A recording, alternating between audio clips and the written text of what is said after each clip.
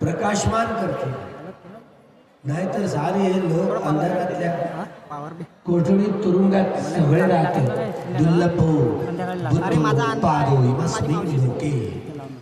या लोकांमध्ये बुद्धांचं उत्पन्न खरंच दुर्लभ आहे. आणि बुद्धांनी एक एक वचन जे सांगितलं ते वचन नाही रागरंजित होऊन, द्वेषदूषित होऊन, मोहमुडीत होऊन कर्म नाही करायचं. ऐकायला बरं वाटत, पण तसंच वागणं आपण आपल्या स्वभावावर उतरतोच. आपला स्वभाव आपल्या वर्तनातनं येतो, ती सवय लागते आणि ही सवय लवकर बदलत नाही.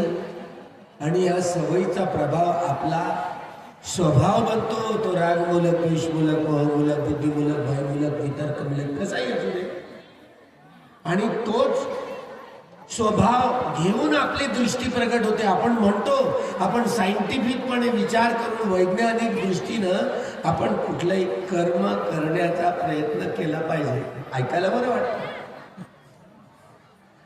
कुठलीही अंधभक्ती, अंधश्रद्धा, कर्मकांड या आधारावर आपण कर्म करण्याची चेतना निर्माण केली नाही पाहिजे. मग शुद्ध चित्ताने कर्म केलं पाहिजे असं ऐकायला बरं वाटतं. बाथ निपिंदती निर्वेद ज्ञान, जे अनासक्त आहे, निरासक्त आहे, निरासक्तीचा शुद्ध प्युअर माइंड, शुद्ध क्षण, ते शुद्ध क्षणाची उत्पत्ती, शुद्ध चित्त क्षणाचा तो स्थितीचा कालखंड आणि शुद्ध चित्ताच्या भंगत्वाचा कालखंड. तो कसा समजावून सांगितला. दारावर एक भिक्षू येतोय आणि तुमचं भोजन देण्याची इच्छा जी निर्माण होते. मला आता हे पुण्य कर्म करण्याची संधी मिळाली. किती प्रसन्न चित्त असतं, किती प्रसन्न चित्त असतं दानादी कर्म करताना. ते प्रसन्न चित्ताने कायेनं वाचेनं बोललं तर प्रसन्नतेचा परिणाम आहे. ते बा हल्ला गोल्ला तिकडे सुरू झाला.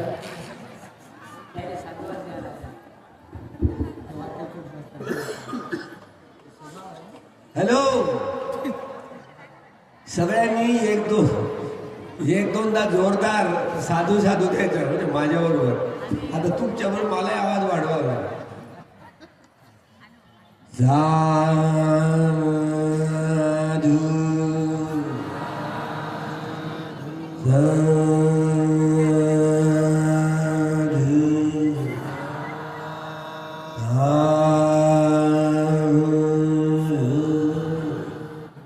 तोंड बोललं, फक्त तोंड. येड्या लोकांचं असंच असतं. बोलायचीच कढी आणि बोलायचं भात, पोटात गेल्याशिवाय काय खरं आहे का. तोंड बोलत. आता तुम्हाला कशाला दोष देऊ.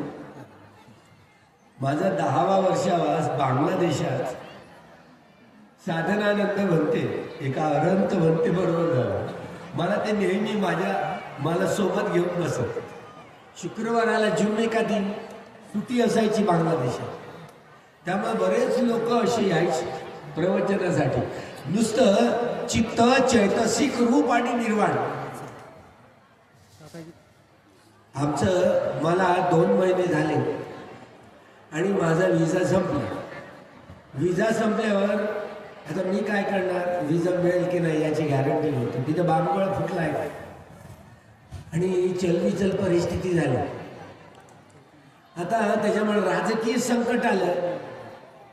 तेव्हा मग मला ते येणं भाग पडलं. तर राजकीय संकटामुळं उपोषणागारामध्ये आम्हाला घेऊन गेले. उपोषण झालं.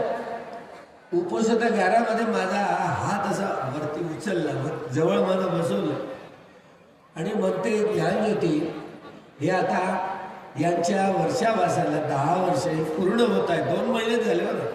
हे आता स्थविर झालेले आहेत असं उपोषणागारामध्ये पूर्ण भिक्षू संघामध्ये घोषणा केली.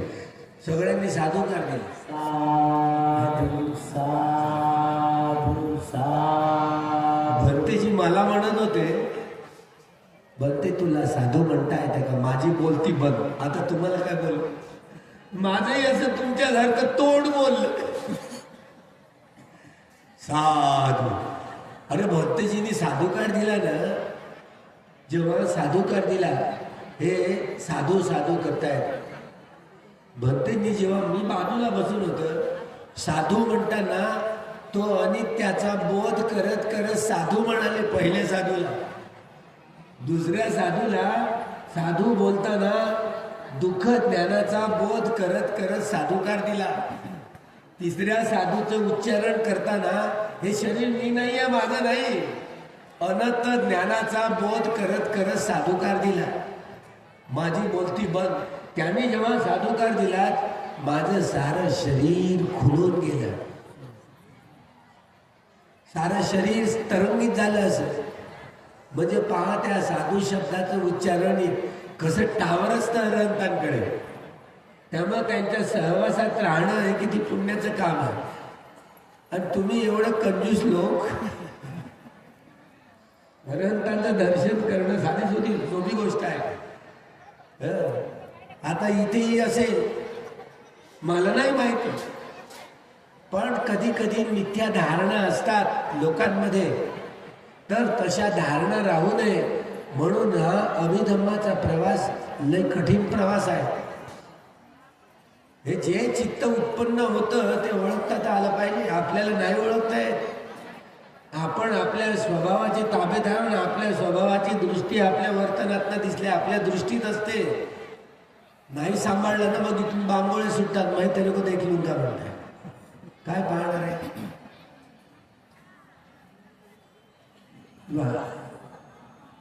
म्हणून शीलरूपी सौंदर्य, हे शीलरूपी लेणं, समाधीरूपी लेणं, हे प्रज्ञारूपी लेणं हे आपल्या कामाचं. कपाळावरचे कुंकू, कानातले कापसं, विर्या, नाकातले नथनी, मुखळे, गळ्यातली बोध, बाहूतले बावटे, हातातल्या बांगड्या पाटल्या, पायातली जोडवे आणि पट्ट्या. मग अशी भोजनदान करताना अशी इकडून साडी, आणि डबल जाऊ नका, भंतेंना लागायचे केस, इकडे जायचे, भातात केस. आता काय करा, पुढल्या वेळेला येताना मस्त टायकोटातच यायचं. जाऊन या पैसे साऱ्या जगाला टायकोटात राहिले, इकडे तिकडे स्पर्श होत नाही बरं. तेव्हा हे इकडे असे कपडे, इकडून झाल तिकडे झाल. हे कपडेही बाबासाहेबांचा टायकोट पाहून तुम्हाला माहिती आहे ना, त्या तुम्ही टायकोटातच जायचं. समजलं. येताना आता जंगलाची अवस्था आहे, ठीक आहे, 2 दिवस तुम्ही सजाग भोगा, पण मात्र पांढरा कोट, पांढरा पॅन्ट आणि निळी टाय, हे बाबासाहेबांची लेकरं आहेत असा सारा दुनियेत जाऊ द्या, मेसेज होऊन जाऊ द्या. अजूनही भारतातल्या लोकांकडे, ठीक आहे, भारतातल्या भूमीकडे पाहताना लोक मात्र बरोबर नाही पाहत बरं आपल्याकडे. हे लक्षात ठेवा. हे बेटे भारतातले असे जायचे, समजलं. तर आपली तोप अशी टाकली पाहिजे ज्ञानाची. अरे बाबा, बुद्ध इथूनच निर्माण झालं. त्यामुळे बुद्धाच्या भूमीत राहताना आपण नकटे असलो तर आपलं काही खरं नाही. त्यामुळे नकटे पण आपल्याला हे घातपात करायला लावतात. बदलता येतं ना. झालं गेलं आहे, 100 वर्ष जगले असे बेवशीतले काही कामाचे नाही. कमीत कमी हे 2 दिवस कामाचे तरी हे नाही झोपायचं. झोप आली तर लेटायचं, थोडं तिकडे जाऊन, नाही तर डोळ्यावर पाणी घ्यायचं. आज रात्रभर सुट्ट पटत होतं. मी लहान आमचे शिलाबन बंते यांना पाचारण करतो. त्यांनी बुद्धवाणीला प्रकाशित करावे या धम्म समारंभामध्ये. धम्मवाणीला